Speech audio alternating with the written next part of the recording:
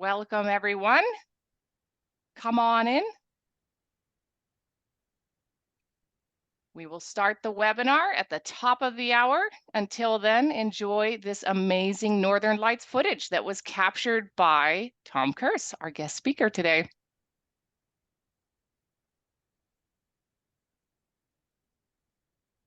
We're so happy to have you all, and I am very excited about this experience.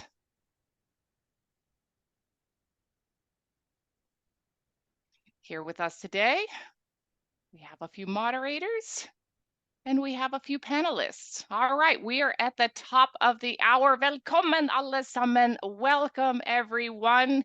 We are happy to have you here for our next installment of our Tales of the North webinar series. This one is Starry Nights edition. So before we get into the intros of our guest speaker, once again, always have to throw a shout out to our amazing travel advisors. Many of you might be here today because they might have shared the link with you and they want you to learn about Northern Lights and astronomy. We do encourage you to consider booking with a travel advisor for your next Northern Lights hunt because they invest their time and money to experience our itineraries firsthand so that they can better help you find the right vacation. So I'd like to introduce myself as well before I hand things over to Tom. My name is Lynn Wilson. I'm a business development manager and I cover all things Hurtigruten Norway for North America East. I am a love boat child. My parents worked on a cruise ship. My dad was Norwegian. My mom is American, and long nights out to sea. Ta-da! Grew up in Norway, and I did hire on with Hurtigruten back in 2016. I always joke with a cheeky Sarah Palin tagline, I can see the ships from my house. As you can see here, I did indeed grow up right in the pathway of the Hurtigruten vessel. So I have known of Hurtigruten for most of my life. My first career was that of a student, so I've kind of bounced around a few countries here, but have now settled in the US. And I have included my YouTube handle here, Adventure-Travel.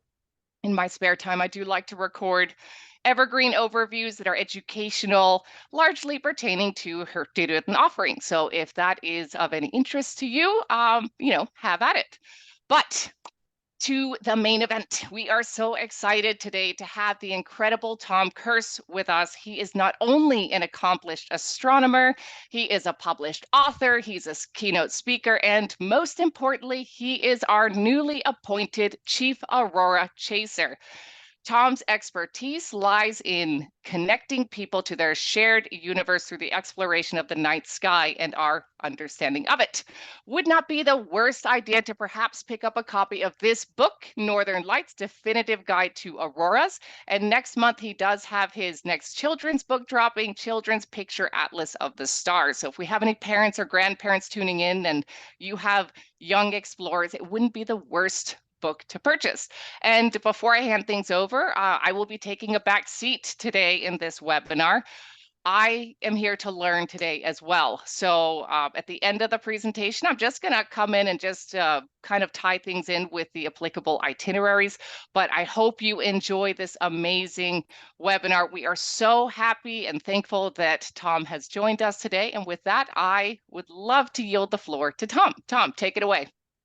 Thank you so much, Lynn. Wow, what an intro. How am I going to follow that intro? It's going to be difficult because you've made me sound more accomplished than I actually am. At least more accomplished than I actually feel most days. But today I do feel very accomplished because I'm really delighted to be able to talk to you all about what is essentially my favorite subject in the world, a subject I'm so passionate about that through sheer force of will, I've managed to make a part of my career. And as Lynn has said, I am Hurtigruten's brand new Chief Aurora Chaser. And in this role, I will be working very closely with Hurtigruten to not only stay at the forefront of aurora chasing experiences, but to actually explore how to make these experiences even better. And it's just never been a more perfect time to do that. So I'm really excited about all the things that we have coming up. Stay tuned. I'm going to talk a little bit, though, about the aurora experiences that you can expect in the coming season. And I am going to be encouraging you to go and see the Northern Lights with Hurtigruten as soon as you can. But before that, a little bit more about my own background. So, as Lynn has mentioned, I am an astronomer and an author. That's my background. My professional work started here in London, where I'm speaking to you from at the Royal Observatory in Greenwich. You've probably heard of it. It's where East meets West, and you can stand on the line and you can stand with one foot in each hemisphere. That's what makes it famous, as well as, of course, famous Greenwich Mean Time. But I really like to get away from London, and my favorite place to go is Arctic Norway. My parents are always a little bit concerned about me because they love to travel to beautiful, warm destinations such as the Caribbean. But I like to go on holiday to cold places. My dad doesn't understand it, but then again, he doesn't share quite the same love affair with the Arctic sky that I do. And what draws me to Norway more than anything is what I call the nightlife. But I'm not talking about the clubs and the bars and the overpriced drinks. I'm talking about the Northern Lights, because Norway is where the sky meets the sea, and it is just the most extraordinary natural beauty. And you can experience the Northern Lights like nowhere else on Earth. So I cannot recommend enough traveling to Norway to see the Northern Lights. We're going to talk all about the Northern Lights, and by the end, I hope that you will be as excited about this as I am. But just before I do that, I'm going to let this beautiful VT run, because this was produced by Herta Gruten, and they followed me in the field doing a little bit of aurora chasing. So hopefully this will give you some flavor of what it's like to be there. It can be cold, it can be harsh, but that is part of the experience. Now, as Lynn mentioned, I wrote a book all about the Northern Lights, and I actually have a copy of it with me here, and I need this book. I take it everywhere I go because it is so packed full of information that I spent a long time researching about their history, about the mythology, about the science of auroras. And I'm going to be sharing that information with you in this talk, just to give you a bit of a flavor, a bit of background, hopefully add some context to this wonderful phenomenon. So I think we should start at the beginning. Except we don't know where the beginning is. This is a curious thought. Somebody in human history became the first person to witness the Northern Lights, and we don't know who they were. We don't know when it was. We can surmise that it was probably tens of thousands of years ago, perhaps even over 100,000 years ago. We really don't know. So we have to speculate on when the first impressions of the Northern Lights were made. Now, the picture you can see on the left here has been nicknamed Macaronis. This is a cave painting that was produced by early European modern humans, or what we used to call Cro-Magnons. And these are some of the early settlers in southern Europe, so perhaps in places like Spain and the south of France. And cave paintings like this one have been proposed to be potentially early depictions of events in the sky. These macaroni snake-like ribbons, they appear on the roof of a cave painting, and there is a general convention from that particular era, we're talking 20 to 30,000 years ago, where the ceiling of the cave would be used to depict the sky. Perhaps then this is the earliest attempt to record the Northern Lights. Before photography, before any other forms of artwork exist, somebody tried to picture these ribbons of light in the sky, or perhaps it just rained snakes in a bizarre freak event. We don't know for sure. But what we do know is that if we come considerably closer to the present time, to around 2600 BC, we have a story coming out of ancient China, Chinese folklore. A very interesting story about a lady called Fu Bao. Now, Fu Bao is very important in Chinese folklore because she had two sons, and they were both deities, and they were known as the Yellow Emperor and the Flame Emperor, and they're very important to the folklore.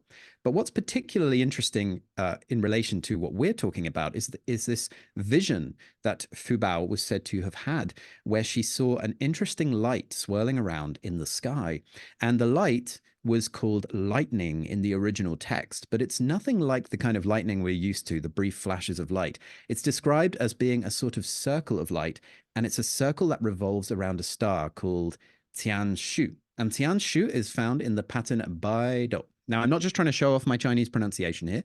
There is a reason I'm pointing this out. Baido is a very familiar pattern to us stargazers, and you probably know it by the name the Big Dipper. Here in England, we call it the Plough, but over in the US, I know it's the Big Dipper. And that pattern contains a star called Dupei, and Dupei is the star the Chinese call Tianshu. And so here's an interesting thing. Dupei is one of two pointer stars that we use to point out where the pole star Polaris is in the sky. And for this reason, Dupei is always somewhere in the north. So in this ancient Chinese story, a circle of light swirling around somewhere in the north. And here's a clue. If you can see the stars, it can't have been cloudy. So it must have been a clear night. So perhaps this is an early attempt to take something spectacular that the author saw in their own lifetime and to focus it through the lens of allegory into a supernatural story, to put the story into their folklore and to draw upon that natural inspiration. In more recent tales, where dragons play a very important role in folklore, there is a Chinese dragon called the Red Torch Dragon, Zhurong, and Zhurong has also been put forward potentially as being connected to the Northern Lights. So perhaps it comes from ancient China, the first real allegories of the Northern Lights. Well, if we come a little closer to now 593 BC, something very interesting happens. And that is that ancient Greek astronomers and philosophers witnessed a display of the Northern Lights. Now, it's important to recognize that Greece, being in the Mediterranean, is very far from the Arctic. And so it's very uncommon to see the Northern Lights at such a southerly latitude. It may happen once in only every few centuries to be such a bright display. But what's really curious is that if you look into a book that some of you will be familiar with, the book of Ezekiel, there is a mention of a wind storm in the north. And this was a vision witnessed by Ezekiel during his exile, his 1 year in exile in Sumer, which we now call Iraq. And biblical scholars and historians have dated that year of exile to be 593 BC. So it seems very likely that that first vision, the windstorm in the north, could have been inspired by a display of the Northern Lights, which we know was witnessed in that region of the world in that year.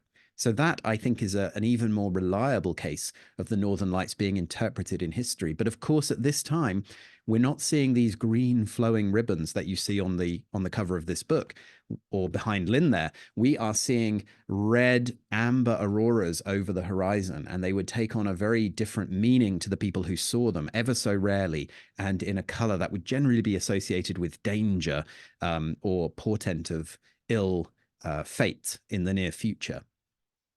But let's talk about the Greeks, because the Greeks, of course, were great thinkers, and arguably they were the first civilization to really make a big attempt at imbuing science into the way that they saw the world, scientific thinking. So you had early Greek philosophers, people like Hippocrates of Chios and his student Aeschylus, who we're going to come to. And then you, of course, had Aristotle as well and Plato.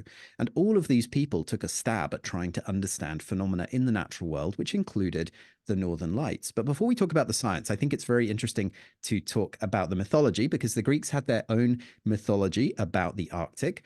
They had this belief that there was a continent of solid land up in the Arctic around the North Pole. Of course, they did know that the Earth was a sphere, and they believed this continent, Hyperborea, the far north, was a place of green, luscious lands where the northern lights flowed down from the sky and kind of flowed into the people. And the people were all tall and beautiful, and they lived for hundreds of years, maybe even 900 years. And then when they got bored enough, they simply died. And apparently, the Northern Lights gave them the ability to have as much eternal life as they wanted. Now, I think I can speak on Lynn's behalf here when I say, because like Lynn, I'm also half Scandinavian. Unfortunately, it is not true. We do not get eternal life from the Northern Lights. I've tried, but as much as I try, I still seem to get older and more frail and creaky every single year, despite spending as much time under the Northern Lights as possible. So unfortunately, the Greeks had this one wrong. But it is quite a curious thought that to them, the Northern Lights had such a positive association, that they were some sort of life-giving, spiritual, soul-filling substance in the sky. And I actually think there's something to that. I think witnessing the Northern Lights is a very soul-filling experience in its own way. But let's talk about the science that the Greeks put forward. Well, here's one of my favorite characters from ancient Greece, Hippocrates of Chios. Now, Hippocrates of Chios is not to be confused with Hippocrates of Kos. You've probably heard of the Hippocratic Oath, first do no harm, that medical students learn and doctors keep in their heart when they are working and trying to help us all heal and get better.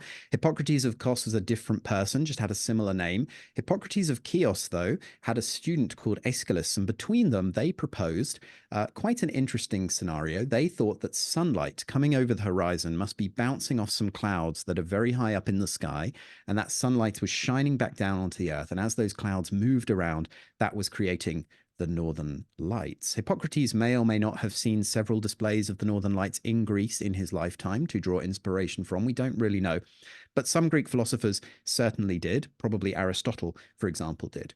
Now, this was a very popular idea, and there's a reason it became so popular. We'll come to that, but it is not correct. However, there is a phenomenon in the sky that you can sometimes see on summer nights, and especially in the spring and late summer going into the autumn from Arctic climes, which is called noctilucent clouds. And you can see a photograph of noctilucent clouds here. They take on an electric blue color.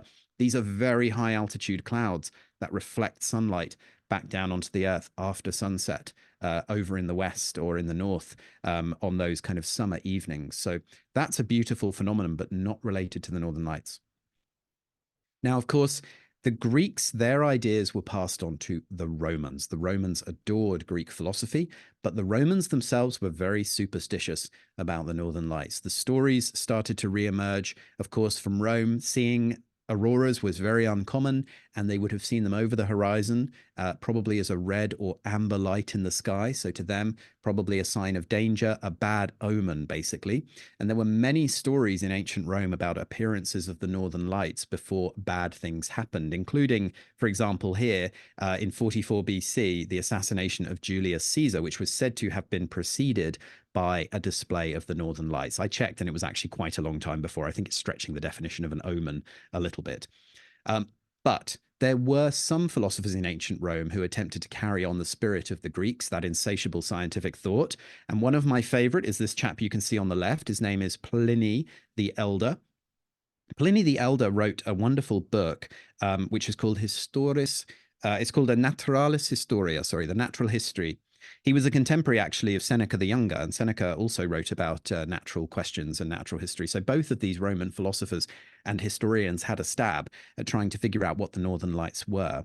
And Pliny actually recounts lots of different times when Romans took displays of the Northern Lights and then placed them ahead of terrible things that happened, trying to rewrite their history as omens. And Pliny wrote this in his book, and I really love this.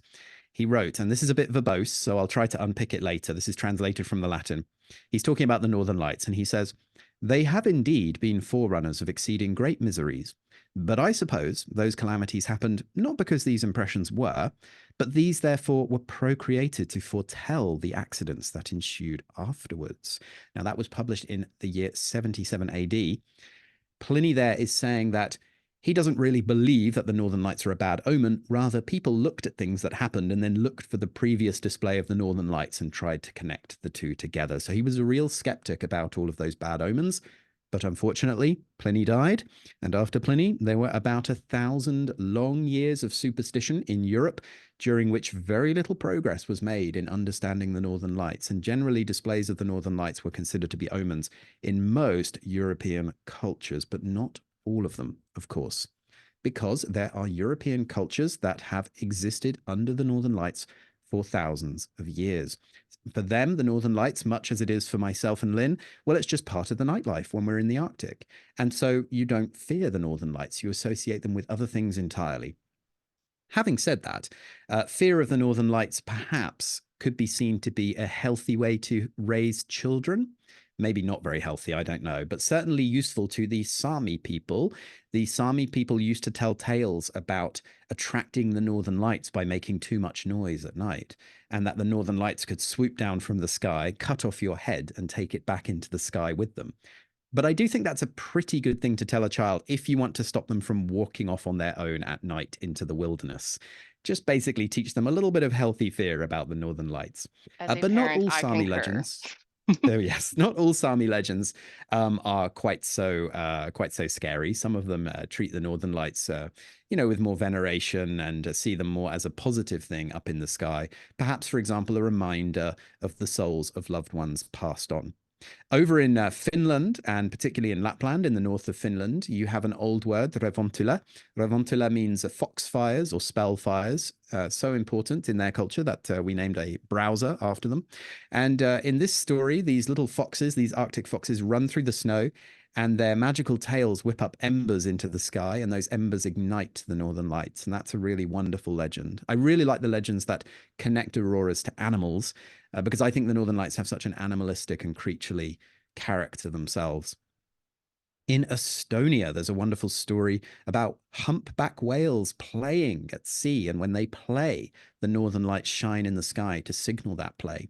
And yet another tale from the same region about a celestial wedding in the sky and a beautiful procession of wedding guests traveling through the sky, creating the northern lights. Also, such lovely, positive, wonderful legends, beautiful ways to look at the natural world. And actually, if we go over to Greenland, well, the Greenlanders and the Inuit people had their own stories that often connected the Northern Lights to death, but in a positive way. The lights being perhaps a procession of souls going up to heaven, or perhaps a ball game in the sky being played by children who sadly passed away before their time. And in the case of mainland Greenland, you would have the children playing with a walrus skull. And if they kicked the skull such that it landed on its tusks in the snow, well, then they would win a point.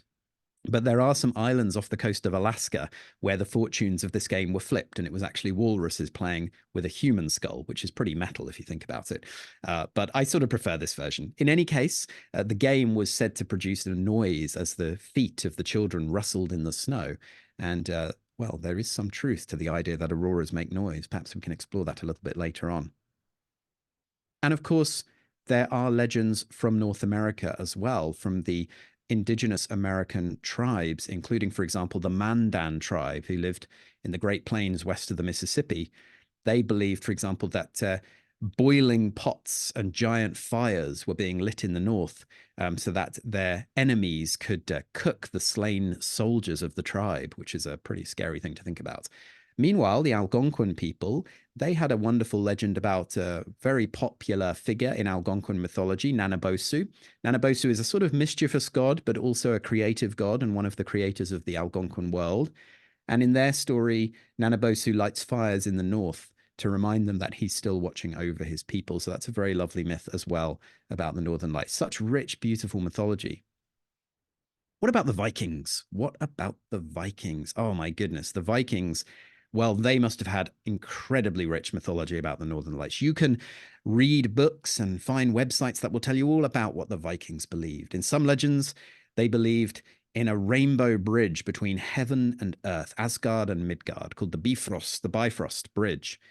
They also believed in these incredible warriors that flew on flying horses called the Valkyriur or the Valkyries, who would lead Odin's chosen troops to the battle at the end of the world in heaven, Ragnarok. But unfortunately, none of this is true, as far as I could tell.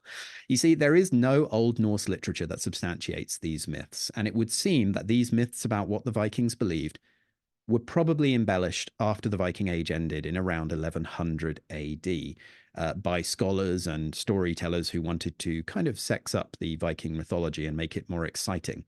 In fact, there's good evidence to suggest the Vikings may not have seen many bright displays of the Northern Lights during the Viking Age, but the reason why I think Norway really holds the spirit of the Northern Lights is connected to this age. Because after the Viking Age ended, it was Norwegian settlers that traveled to Greenland who named the Northern Lights. You see, the name Northern Lights, which I put on the cover of this book because it's easy to understand, it sounds like something that was created relatively recently, perhaps translated from an ancient word. Well, it is translated from an ancient word, but that word literally means Northern Lights, and the word is Norðurljós, which is Old Norse for Northern Lights, and quite similar to the modern Icelandic word, and indeed not too dissimilar from the Norwegian and Danish word Nordis. And so the Northern Lights were named by Norwegians who traveled to Greenland in the 13th century. And you've probably heard of the term aurora borealis, which sounds like it's older, but aurora borealis was not coined until the 17th century, so over 400 years later, by Galileo here. Galileo created aurora borealis, as was convention at the time, to sort of name natural phenomena after kind of gods and spirits and signifiers of things. So Aurora is the goddess of the dawn, and she has rosy fingers, so it alludes to the pink color that you can see in the northern lights. Boreas is the god of the northern wind. So Aurora Borealis literally means the dawn of the north, sort of like a sunrise occurring in the northern part of the sky. But northern lights, which sounds pretty simple, that is actually an ancient term. And that was created by the Norwegians. I can see Lynn making notes here. Very exciting to see that. We're all learning. Well, Galileo. What did Galileo think about the Northern Lights? We tend to think of him as the father of modern science, which is a little bit unkind to his contemporaries because Galileo was just one of many people working in the 17th century on these amazing new scientific developments and indeed coining all these wonderful terms. But Galileo was very influential. And that's important to our story because you see, Galileo adopted the same view as Hippocrates of Chios. Remember, the lights were created by sunlight bouncing off clouds. Well, Galileo suspected that was what was happening, and he did see the Northern Lights in his lifetime on several occasions. We certainly know that when he lived in Venice in 1621, he saw a dramatic display of the Northern Lights over Venice, over his home. That must have been very exciting for him because he was studying it at the time. So Galileo himself believed that the Northern Lights were created by clouds reflecting sunlight. And of course, because Galileo was so influential, that idea would persist right up into the 1800s, even though some other interesting developments occurred. For example, in the late 18th century, this explorer, Cook, this wonderful Englishman, went on several voyages. And his first voyage, which involved observing the transit of Venus in 1769, took him very close to the equator. And as he was sailing past Timor Island, he saw the southern lights. He was just 9 degrees south of the equator in the year 1770. And the sighting was so dramatic that it was seen for many nights. I think it was 9 nights in total, which is quite remarkable. And this is my sort of ropey artist's impression of what that might have looked like as the HMS Endeavour sailed through the South Pacific. But it's sort of extraordinary to think that the auroras could have been seen so close to the equator. Well, that's why we think that the first humans to see northern lights may have seen them tens of thousands of years ago, before humans migrated, for example, out of Africa. Perhaps many tribes of humans did witness auroras either on the southern or northern horizon. You see, these great aurora storms can happen perhaps once in a century, and we're about to come to one that's very important. Now, as we enter the early 19th century, physicists are starting to understand quite a lot more about the nature of light, about the nature of magnetism. And there are some wonderful inventions that come around at this time. And those inventions were really connected with the study of the northern lights. So on the left here, we have a compass that was created by a Danish physicist in 1826 called Hans Christian Ørsted. And Ørstel's compass is very important because it was used to connect the displays of the northern lights with strong magnetic activity and perturbance to the Earth's magnetic field. On the right-hand side from the following year, 1827, this was a beautiful instrument that was taken to the Shetland Islands by a French physicist called Jean-Baptiste Biot, and it's called a polarimeter. And this measures an interesting property of light called polarization. You've probably heard of it in the context of the sunglasses that you wear. So polarization is an interesting property, and we won't get into the weeds because it's very physics heavy. But what I'll say is this: if light has been reflected, it has polarization. So understanding this, Jean-Baptiste Biot decided to travel to the Shetland Islands and measure the polarization of the northern lights. But to his surprise, and to the surprise of many of the disciples of Galileo, the northern lights showed no polarization. So they could not be sunlight reflected off clouds. And that was a dramatic turn up for our understanding of the northern lights in the early 1800s. So suddenly the game was on again. Galileo wasn't right. This established idea had been thrown out, and the northern lights appeared to be emanating from the sky itself, generated within the sky and emitted from the sky itself, which was a very exciting prospect. Now, I mentioned this solar storm of 1770, and every 100 years ago or so, we expect a solar storm to produce a massive outburst of the northern lights. We're still overdue for it this century. But in 1859, that's exactly what happened, and it was an English astronomer called Richard Carrington who started to join the dots, because he was observing these large dark spots on the sun, which we now call sunspots. And while he was observing them from his garden in Surrey in England, not far from where I am right now, he witnessed two bright flashes of light coming from one of these sunspots. And what he was seeing were what we now call solar flares. We're going to look at those in a moment. The most important thing, though, is that 18 hours after Carrington saw these solar flares, which we're looking at some images of here, some recent solar flares on the sun, 18 hours after that, the most extraordinary aurora storm erupted around the world. And it became known as the Carrington event. And during the Carrington event, auroras were seen in Hawaii. They were seen all over the world, and you can imagine how much that energized the community of scientists that were trying to understand them. Suddenly, some dramatic event occurred on the sun, and then shortly after, a huge outburst of auroras occurred. There had to be some connection here between this amazing solar activity and this amazing auroral activity. So, fast forward a few decades, and we're in the late 1800s, and physicists are now really trying to understand and characterize the relationship between the sun, the earth, and the northern lights. And I like to show you this picture because this is another Dane, and I'm very patriotic about all the Danes in history. This is Sophus Tromholt, and Sophus Tromholt lived in Denmark, but he traveled to Norway, to a region called Kautokeino, and he lived with the Sami people there while he set up magnetic observatories. This wonderful photograph shows him in a traditional Sami costume. The Sami people loved him because he took such great interest in their lives. And he published a wonderful book all about life with the Sami people living under the Northern Lights. And I like to imagine that Sophus Tromholt, I might be sort of reading into this, but I like to imagine that he got a little bit lost in the woods. He traveled there to go and study the Earth's magnetic field and to try and understand how it was related to the auroras. So he set up these magnetic observatories all over the regions. But he sort of forgot to publish his research.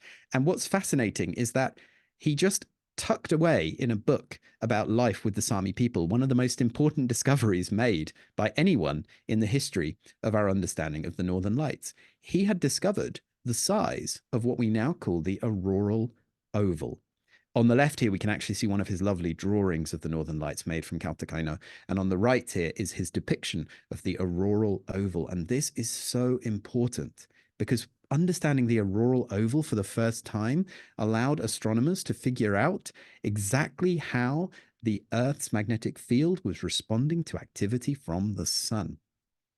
And the auroral oval is very important to us because if you look at that picture on the right, I know it's a little bit obscure and difficult to understand and perhaps looks a little small on your screen, but the black regions there are land masses and the gray regions are the ocean. And what you can see there is that Norway is very close to the middle of the auroral oval, and that remains true today, which is why Norway is such a fantastic destination for chasing the northern lights.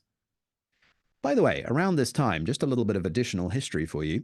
In the 1890s, two very important things happened. The first is that this lovely guy, Martin Brendel here, traveled up to Bossekopp in Norway, not far from Alta, which is another very important destination.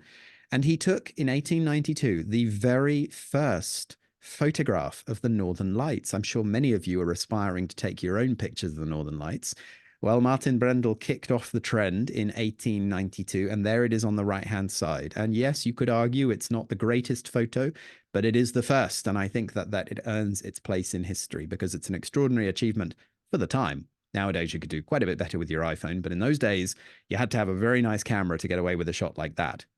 What else happened in the 1890s? Well, in the following year, this man, Mr. Rickardt, founded Hurtigruten, or Hurtigruten, as you heard Lynn saying earlier, pronounced more correctly, which serves coastal communities to this day, 130 plus years later. So very formative time for Norway in 1893.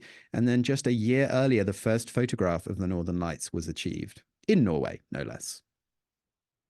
Something else was achieved in Norway, and it is very important because it is the final piece of the puzzle. When you want to understand something in nature, you might make a hypothesis, you might go out and observe it, you might even take a sample and try to develop some confidence in your hypothesis. But the last part of the puzzle is to take that phenomenon and bring it into the laboratory so you can demonstrate that you really understand what is happening. So after the very important work by Mr. Sophus Tromholt, we have a Norwegian coming on the scene who most Norwegians will know. I cannot pronounce his name correctly.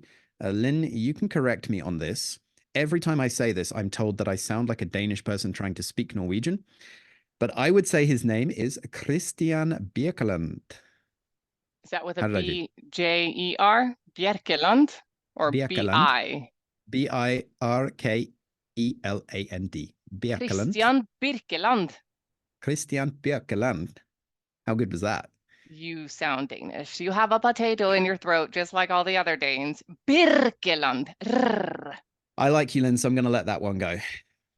Okay, let's just call him Christian Birkeland. How about that? Christian Birkeland was a Norwegian physicist, and he took the Northern Lights into the laboratory. So, picking up from the work of Sophus Stromholt and all of those wonderful observations of the sun, he put forward a theory. And his theory was this: the Northern Lights were formed as a result of particles from the sun being caught in the Earth's magnetic field and funneled into the Earth's atmosphere at high speed with a lot of energy. And that was creating the emission of light through a process called excitation. I've just thrown out a ton of words there. I promise I'm not making this up.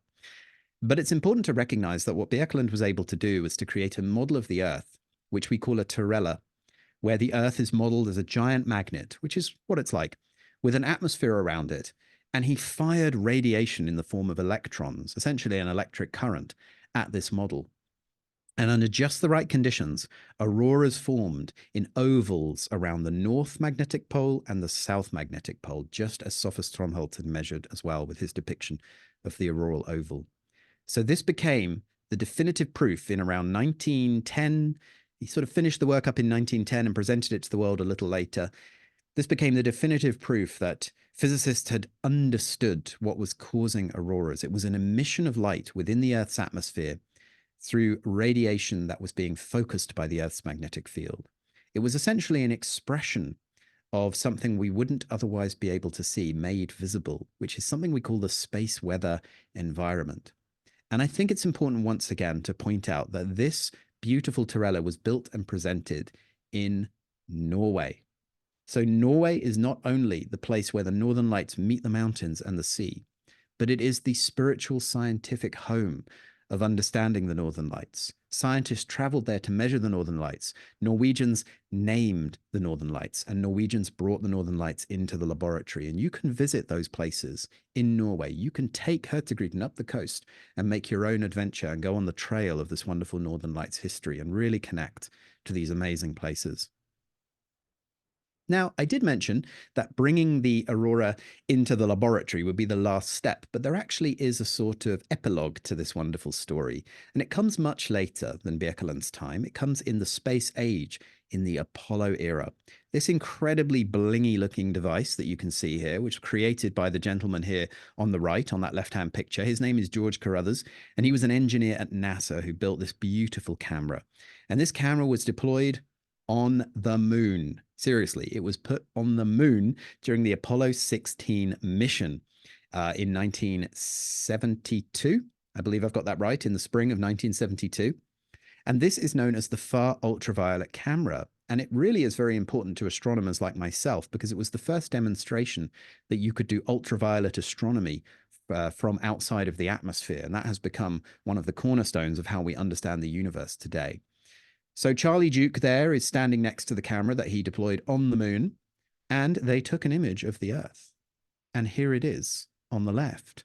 The Earth is Birkeland's terrella. The auroral ovals, the north and south side, are both seen in ultraviolet light, just as a terrella produces them. So that's our beautiful epilogue. Not only was Birkeland right, but we could actually take a photograph decades later from another world to prove it. And I just think it's so wonderful that we can do that we can make those observations, turn that into a scientific theory, and then go to the moon and see that proven. Absolutely amazing.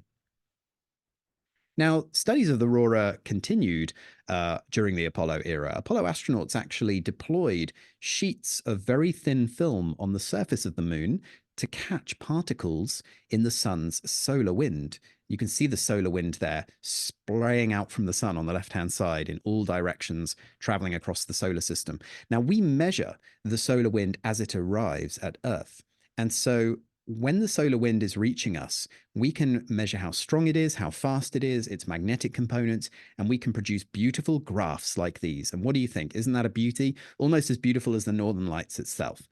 Well, if you're a space weather scientist or a space weather nerd like myself, then yes, this is actually a beautiful graph because we live in an age, unlike Christian Birkeland and many others, where we can get an advanced look at what's happening with the solar wind. And that means we can measure what's called the geospace environment. It's another big word for you, but the geospace environment simply means the space around the Earth.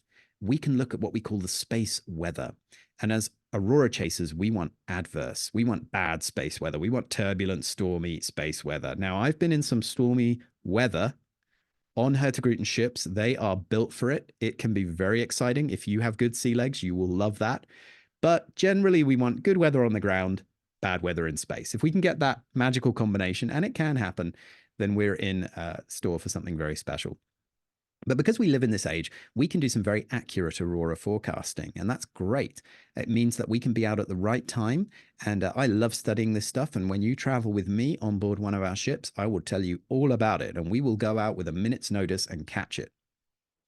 But of course, when we want stormy weather, what we really need is for the sun to do something a bit like it did in 1859 for Richard Carrington and everybody alive at the time. We want the sun to produce a massive storm that's going to disrupt the geospace environment and make auroras more impressive. So when those solar flares occur, they can be followed by these massive eruptions on the sun. They're called coronal mass eruptions, coronal mass ejections, rather. What does that mean? Well, the sun's atmosphere is called its corona. And a mass ejection of the corona simply means that a huge amount of material is being thrown off the face of the sun and traveling into space. When these coronal mass ejections arrive at the Earth, they can produce what we call geomagnetic storms. So just to give you an example of what these look like, they're absolutely astonishing. I mean, they erupt with the force of like thousands or even millions of nuclear bombs going off at once. The sun is just on another scale from anything we experience here on the Earth. And they can hugely disrupt the solar wind, punching a massive hole in the solar wind, throwing out an enormous amount of material at very, very high speed. Now, these coronal mass ejections, they don't always hit the Earth, but when they do, we get these geomagnetic storms. And I actually produced in my book here, I need to look this up. I've got my bookmarks. My bookmarks, by the way, are also all aurora photos that were taken in Norway, just for a bit of flavor. When these occur, these geomagnetic storms occur at a certain rate, and that rate occurs over what we call the solar cycle. So there are different kinds of geomagnetic storms. You can get very strong ones, which we label G5, and you can get minor ones, which we label G1. And the minor G1 storms occur actually very frequently. You get about 1,500 or 1,700 of those every decade. The G5, the extreme storms, you get about 4 of those every decade. So if you're very lucky to be outside when one of those occurs, you will see auroras that will not only change your life, but will change the lives of every single person who has clear skies in the Arctic or Antarctic region at that moment. When these coronal mass ejections occur, though, we can tell pretty quickly whether or not they are going to result in some elevated auroral activity, because we can model the space weather environment. So here we're looking at a model that's very popular, and this model is showing us how solar wind and the plasma density, which we're actually seeing here, is distributed in the solar system after a coronal mass ejection. The sun is the yellow dot, the Earth is the green dot, and the red and blue dots are actually spacecraft that follow the Earth around in its orbit or lead the Earth around in its orbit. So they're sort of tasting the geospace environment for us and telling us what it's like. So I'm always tracking these models, and our astronomers will generally be looking ahead using these models to try and get a more accurate reading of how auroras are going to be 2 or 3 days ahead. Now, I talked earlier about the solar cycle, and I just dropped that in there. What is that? Well, astronomers have known for centuries that the sunspots, these dark regions that emerge on the sun, they can be very common or not appear at all. And in fact, there is a cycle of the number of sunspots that are seen on the sun. So every 11 years, we go through what's called a solar maximum. And during the solar maximum period, sunspots are seen at a much higher frequency. And during the solar minimum period, you can go many months without seeing a single sunspot on the sun at all. But these sunspots represent areas of magnetic tension on the sun. The sun's magnetic field is very tangled up. And where this magnetic tension occurs, you can get enhanced solar wind and a much larger number of solar flares and coronal mass ejections. So when we're close to the solar maximum, we know we're going to see more frequent displays of the northern lights because we're going to have more adverse geospace conditions, more adverse space weather, more turbulent space weather. Well, here's the good news. We are approaching the next solar maximum. And actually, the good news is even better news. I'm really pleased to be able to share this with you. Now, up until late last year, space weather scientists were forecasting that the next solar maximum would arrive perhaps in around early 2025.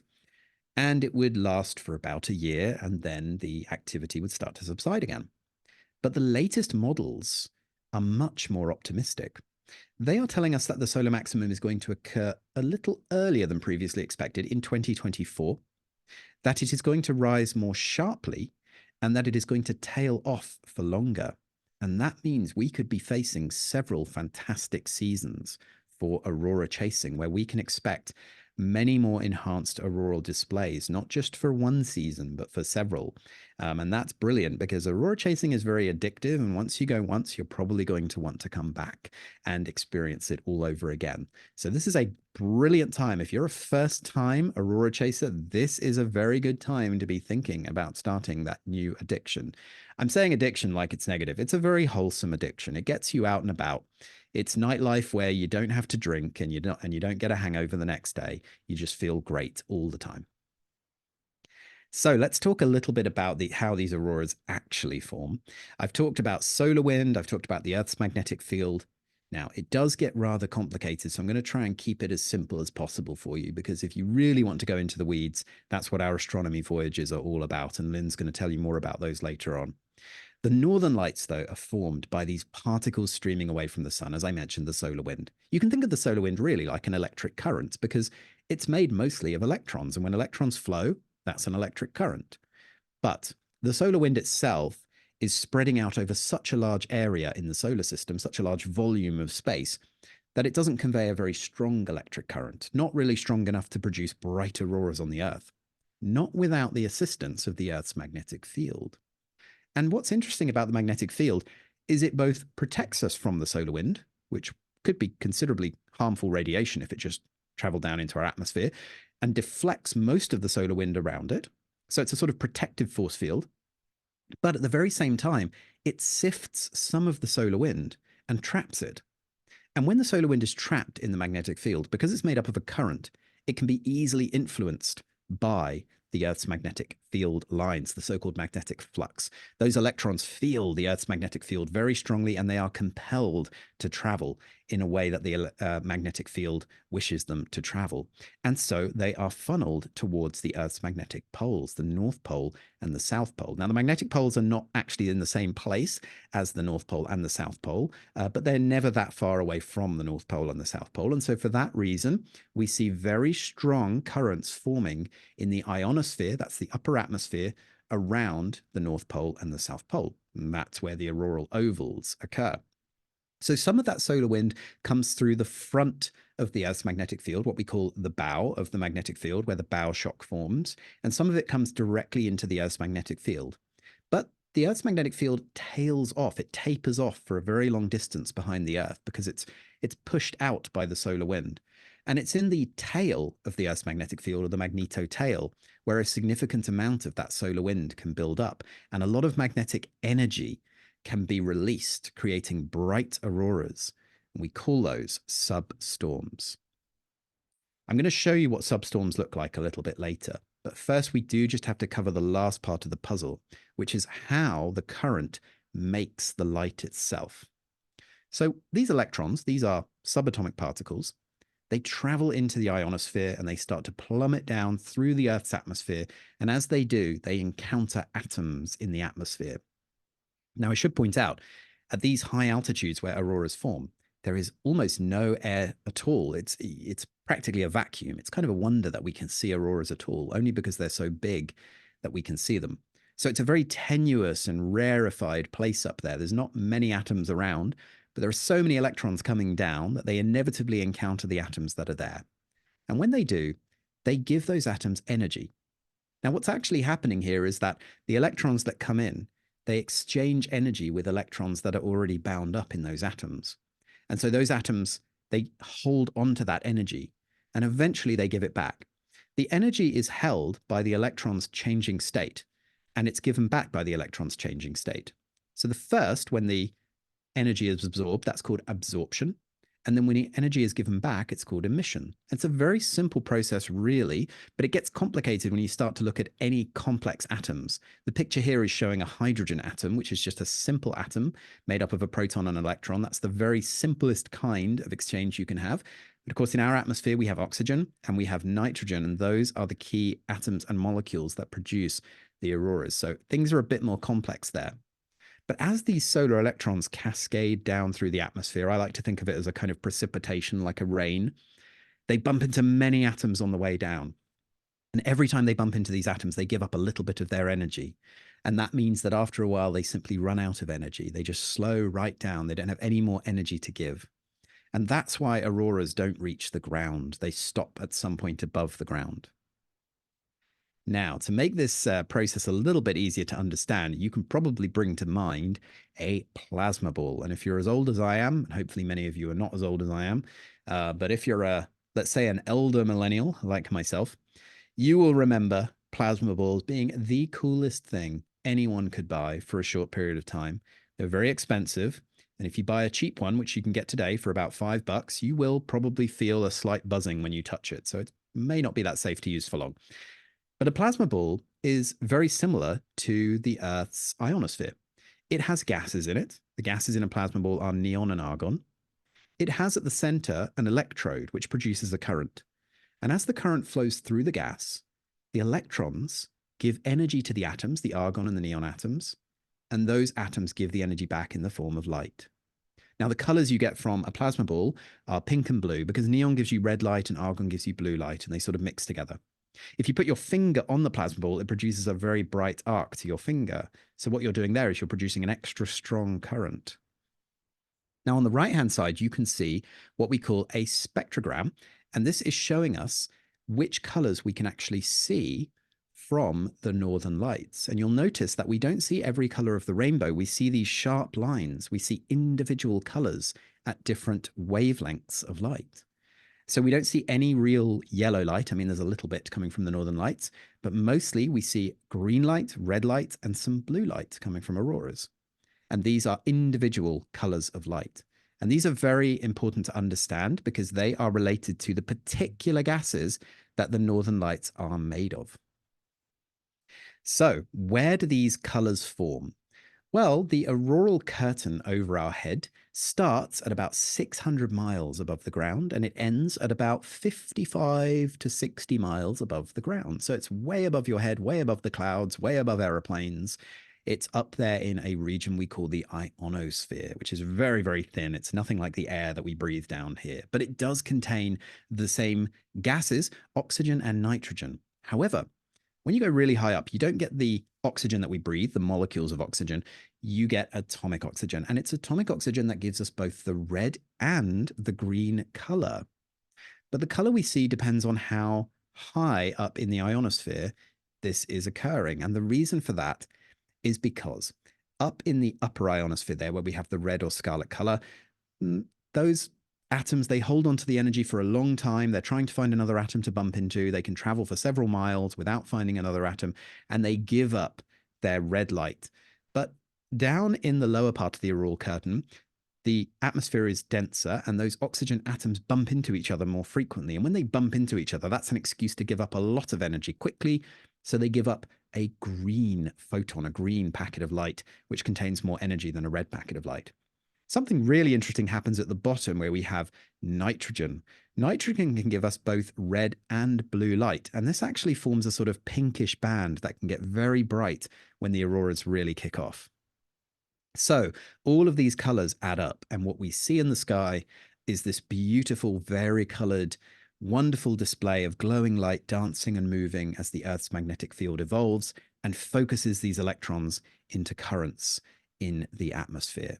Except what we actually see might look more like this, because these beautiful photographs you see are very vibrant in color, but your eye is not very sensitive to color when you're outside in the darkness. And that's just the way our eyes are. It's not that the northern lights aren't colorful, it's just that we don't see color very strongly when we're adapted to the dark. And that's something astronomers always have to put up with. But you know what? I think the beautiful subjective colors that you do see are almost more impressive because you really remember them up here. And no photo can quite do justice to the amazing luminosity of the lights and the colors that you do see. And actually spotting the color is part of the fun in its own way. So just before I wrap up, I'm going to take you through some of the discrete and beautiful and bright auroras that you might be able to see when you travel with me or one of our other astronomers on board a Hurtigruten voyage. This is a curtain. This is a very classic auroral feature. A thin sheet of magnetic energy is focusing all of the electrons, all of that current, into this beautiful curtain in the sky. And you can see there the red nearer the top and the green nearer the bottom. And it is snaking away over the horizon, over the mountains there, as seen from the fjords. Beautiful. Sometimes curtains will break up and you will see what I like to call barcode auroras. It's not an official term. I'm trying to make it something, so help me out with that. But scientists, I don't think, are going to like that. But these broken up auroras, you'll see sort of brighter regions and regions where you don't seem to see any auroras at all. And that can be really wonderful because they can evolve and change quickly. When a curtain is very strong and it has these ray features in it, this is really special. These rays can run rapidly left to right across the curtain and twinkle in the sky. When it gets very bright, you will see some of that pink light that you can see on the left-hand side of the photograph here. And then sometimes, when you're very lucky, the curtains will move overhead. Now, when this happens, something very special can occur, and this is a brilliant time to be outside. Because as those auroral curtains come overhead, you start to admire how thin and playful they can be. They can roll up, they can form knots, they can form these snake S-like shapes in the sky, and they can unfurl and curl up and join and split apart. If you're very lucky, you will see a bright curtain rolling overhead, and perhaps it will split apart and form a corona. This is the most astonishing thing you can see. And I'm just going to say, I've seen a corona every single time I've traveled with Hurtigruten. Just want to point that out while we're at this stage. The white whale of aurora chasing, the beautiful auroral corona, the auroras right overhead, raining down in every direction around you. It's truly incredible, and it can just last for a brief moment, but you will never forget this. Finally, we've had some very interesting red auroras this season, so here's a challenge to you all. See if you can spot the Hurtigruten red in the sky. They've been extra bright, and we've seen some wonderful scarlet auroras, some of them not even connected to any green light, so we're not quite sure what's going on here. They're mysterious and they are beautiful, and they've been particularly well reported this season, so really something to look out for. And finally, on forecasting auroras, well, here's the thing. You can obsess a lot over forecasting auroras. You can go to websites, you can go to apps, you can learn all of these numbers. But I think it's important to recognize that when you're in Arctic Norway, you are in the land of the Northern Lights. Now, if you want to really know when to go out, you want to get into geospace data. If you come on one of our astronomy voyages, I'll teach you how to do it. But the reality is, if you're willing to go outside and persevere, it doesn't really matter what the forecast says. As long as the sky is clear, you are in the land of the Northern Lights. You're under the auroral oval, and it is just a matter of time before some bright auroras will appear as you sail through those beautiful Arctic fjords, surrounded by the mountains under perfectly clear, starry skies. It's absolutely magical. And that is because you start your journey here in Bergen and you sail north, you sail into the Arctic. And as you can see from this image taken from space, you are sailing under the auroral oval. The Northern Lights are part of the Norwegian nightlife. They don't switch off. Finally, if you do come with us on an astronomy voyage, you can do a little bit of stargazing too at the Northern Lights Planetarium in Tromsø. It's one of my favorite parts of the voyage. And when you're on board with us, you will enjoy not only the stars, the auroras as well. You will never forget it, and you will want to come back. That is where I'm going to leave it. Thank you so much for listening. I'm going to hand back over to Lynn, who's going to talk a little bit about Hurtigruten's offers. So over to you, Lynn. Herre min, säger jag bara. Gurimalla, how, okay, next time I'm going to start with the slides. That is such a hard act to follow. You are such a gifted presenter. And yes, you have forgotten more than I will likely ever know about the Northern Lights. So I would like to begin by apologizing. I have been calling this the Aurora Oval for a very long time, and that has been recorded for your quality assurance. I will now amend that to Auroral Oval. But if you would like to advance to the next slide, let's see how you can chase the Northern Lights. We are going to run it a little bit over, but bear with us here. Hurtigruten as Tom has so eloquently illustrated here, is a fantastic way to chase the northern lights. We're already away from light pollution. We're a floating lights observatory. It's cold. Go to sleep. We'll make announcements to your stateroom when the northern lights occur. Get your beauty sleep. Hunt the lights out on deck in the middle of the night. It is such a wild nightlife affair. I'm stealing that, Tom. And also, PSA, I apologize if you have been on a previous webinar. I have stolen all of my content from Tom's content. So here is your here's your um what is it, attribution or what have you. So let's just talk about these itineraries. I do just want you to showcase the original versus signature. Original is that route that was founded in 1893, and we have the highest number of departures for Northern Lights cruises, and we have the widest variety of departures. So if you wouldn't mind kindly advancing to the next slide.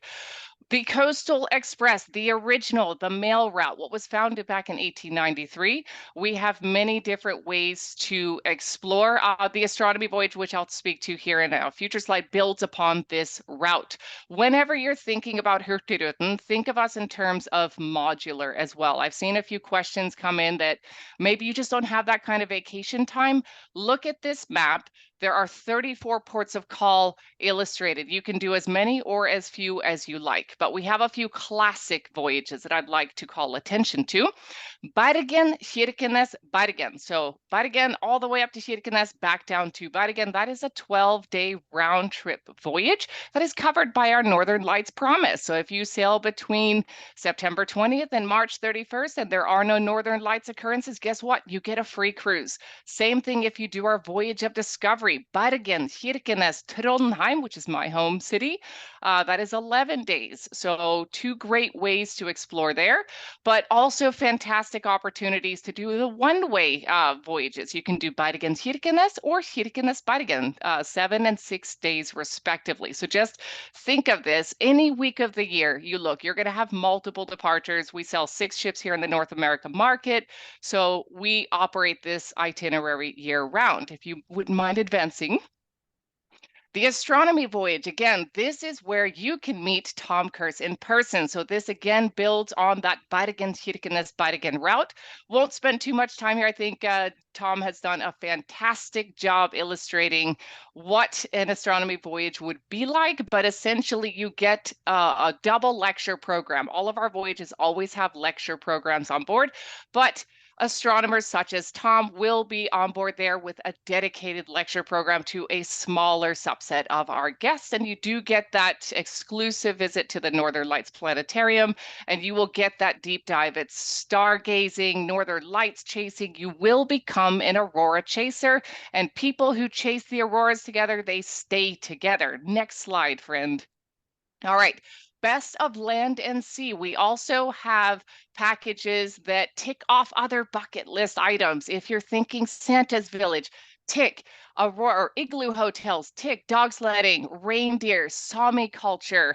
We have a land element here in Finland that will continue this chase for the Northern Lights. It also has the Norway in a nutshell between Oslo and Bergen here. So this is, you get the beautiful rail, you get a Northern Lights cruise, and you get a Northern Lights hunt by land. So you can either do 17 days north from Oslo, which will end in Helsinki, or if we advance to the next slide, you can also do the 15-day south where you start in Helsinki, then catch one of our ships in Kirkenes and sail down to Bergen before hopping on the Norway in a nutshell to Oslo. So just a few things to consider there. Those are select departures. Astronomy are select departures. And then finally, we have a premium curated signature voyage called the North Cape Express. And this itinerary was launched in conjunction with our 130th anniversary. And it marks the first time of us sailing in and out of our capital, Oslo.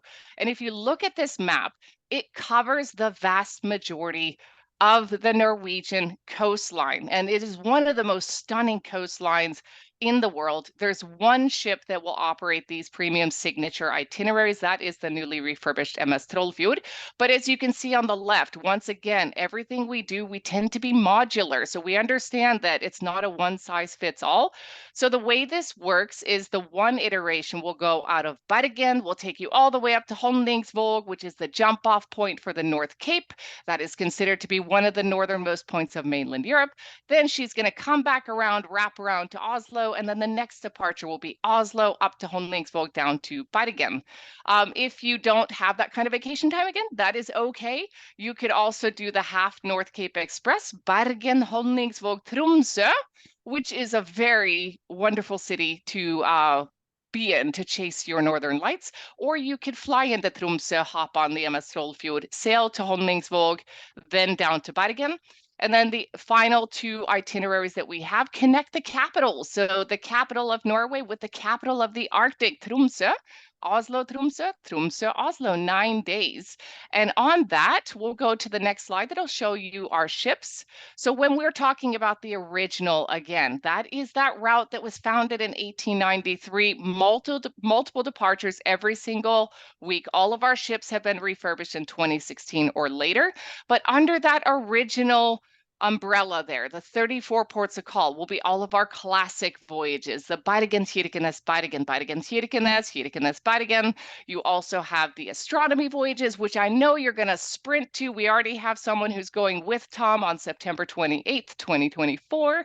And then we have the Follow the Lights tours that tie into this itinerary. And then again, the MS Trollfjord, which by the way, she was built at Fosenberg, right across the fjord where I grew up. So I could see that ship from my house as well. Fully refurbished in 2023, heavier focus on a culinary experience in addition to the Northern Lights, and will also have longer port stays. So that I just wanted to kind of tie in with the itineraries, but the star for today does remain Tom Kerss. And I think that would be the end of my slides, if I'm not mistaken. I think we can field over to Q&A.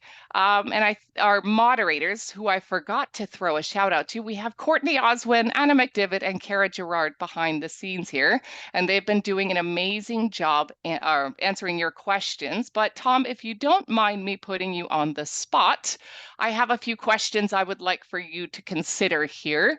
You putting me on the spot is the entire basis of our relationship. Let's just continue as we started. Yes, we did actually meet in person where I threw him to the wolves in an impromptu presentation at a trade show back in January. So you do know how I tend to work.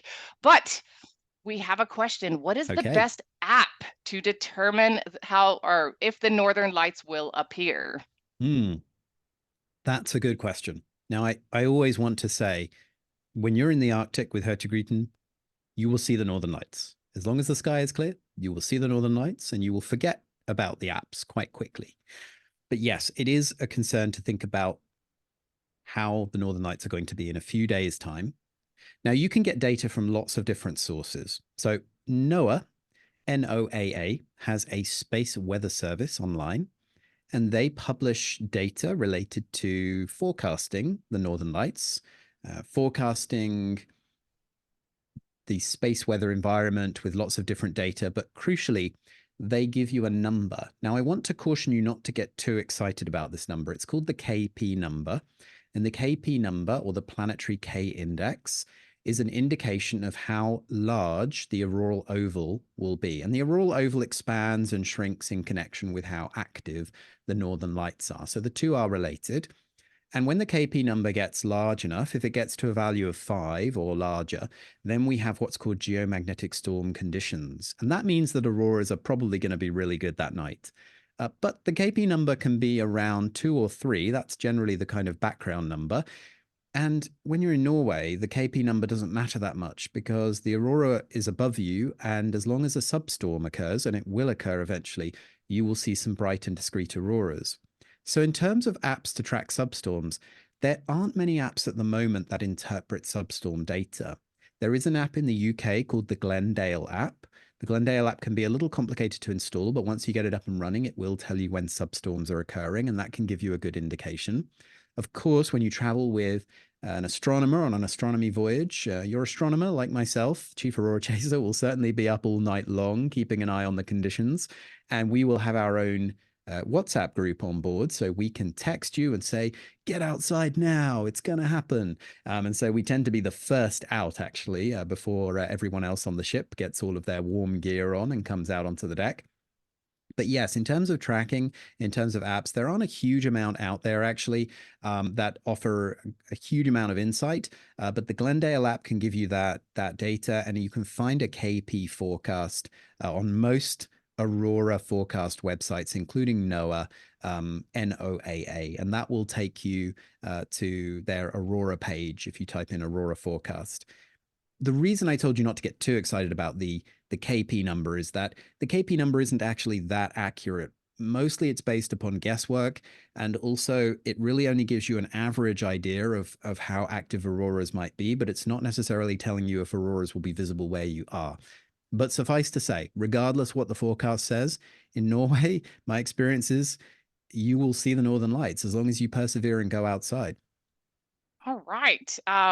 Karen Moo, I think you're Norwegian. Karen Moo, she's hoping to plan a trip in late fall. And this ties into another question.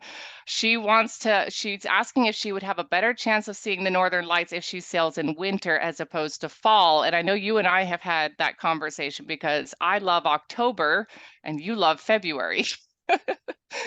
So, Every month has something to offer. That's the thing. It's yeah. always so magical. You can go when it's particularly when all the mountains are snow capped, and if you go in November, you may also see some whales as long as you still have the daylight for a while. Oh, it's magical every single month. The best advice I can give you about planning your Northern Lights adventure really is to go at the earliest opportunity, because we are close to the solar maximum. We're going to be getting the maximum amount of activity. So I would pick a month that suits you best. Don't worry about whether it's one person's favorite month or another person's favorite month. I would go in September this year on the 28th, perhaps, with myself. I will be going in September this year, so that's my advice. I would also go again in October, November, December, January, February, or March. They're all wonderful months to travel, and they all offer something different. So, in my opinion, look at what suits your calendar best and go at the soonest opportunity.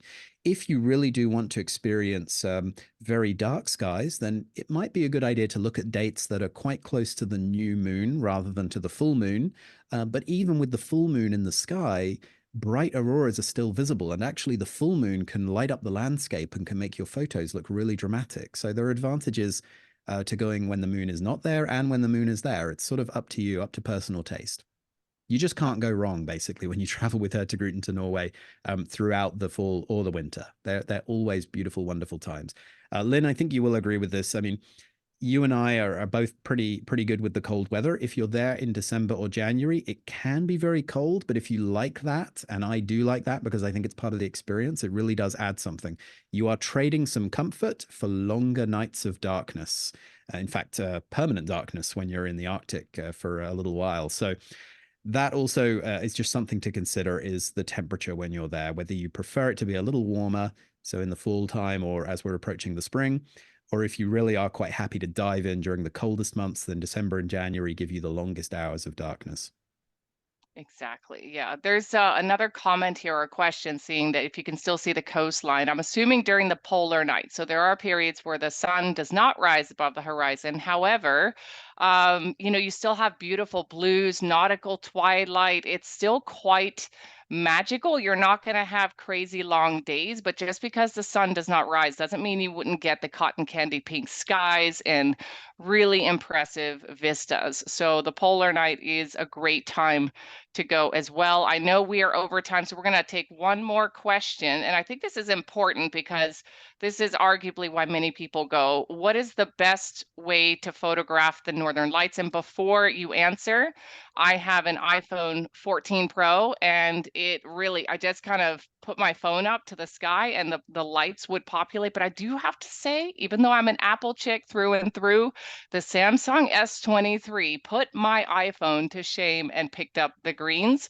The one thing I wish I would have brought in that, because I had to hold my breath quite a bit and sit very still, I wish I would have brought a tripod. But in terms of what photography equipment would you bring, Tom?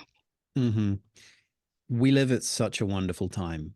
Just a few years ago, I would give these lectures talking about how to tune your camera for the Northern Lights. And then smartphones reached a stage where it's almost making the big heavy camera equipment obsolete. They are so good these days. I also have an iPhone 14, and for my money, it takes pictures that I'm perfectly satisfied with. And actually, on the last voyages I've been on this season, the vast majority of our astronomers who came into the astronomy voyage, well, they were all using their phones. The pictures were absolutely astonishing. Even video now taken with phones showing the Northern Lights dancing in the sky. It's amazing. So I wouldn't be too worried if you have a phone that was made in the last few years, whether it's an Apple phone or a Samsung phone. We don't play favorites here. You will get a great shot of the Northern Lights. Just make sure that your phone is set to take pictures in the highest quality. So if it offers a quality mode called RAW, I would set it to the RAW mode because the RAW mode will preserve more detail, more color. It's going to allow you to edit that picture a little bit to make it a little bit brighter before you post it onto Facebook or Instagram to get all your kudos and make your friends jealous. If you do have a camera, you'll find fantastic advice on board. All the ships have a member of staff who is a talented photographer who's passionate about taking pictures of the voyage, and they would be very happy to sit down with you, look at your camera, and they do indeed provide some great photography advice on board. So if you're a camera fanatic, bring your camera. But if you have a phone made in the last few years, I promise you, you will get a photograph that you can be proud of. Amazing.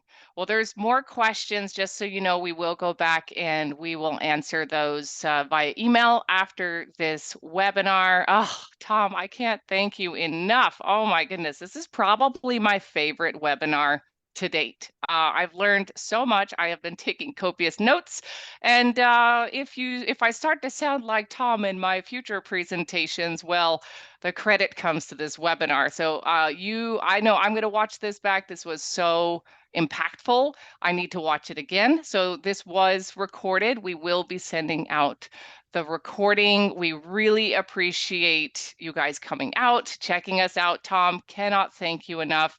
Any parting words before we let our audience go? Oh, my parting words are always the same. I just really hope that you will take the leap and do that thing that's on everyone's bucket list and go and see the Northern Lights. Every single person, my favorite thing about being on board is meeting people who are seeing it for the first time, witnessing it again for the first time through their eyes, seeing how emotionally stirring and spiritually moving it can be. It's an incredible experience, no matter how far you have to travel, no matter how much money you have to spend, and you will get a good deal with Hurtigruten, trust me. You won't remember any of that when you're out under the lights. You will forget all of the travel and all of the costs. You will just be there in it, and it will be worth it. I promise you. It is just a life-changing and amazing experience. So I really hope you're all going to do it, and I especially hope that you're all going to do it with me because I would love to travel with you all in Norway. All right. Thank you so much. Tusen hjertelig takk, alle sammen. And we would just love to say velkommen til Norge, velkommen til Hurtigruten. So with that, have a wonderful day, and we hope to welcome you on board. Take care.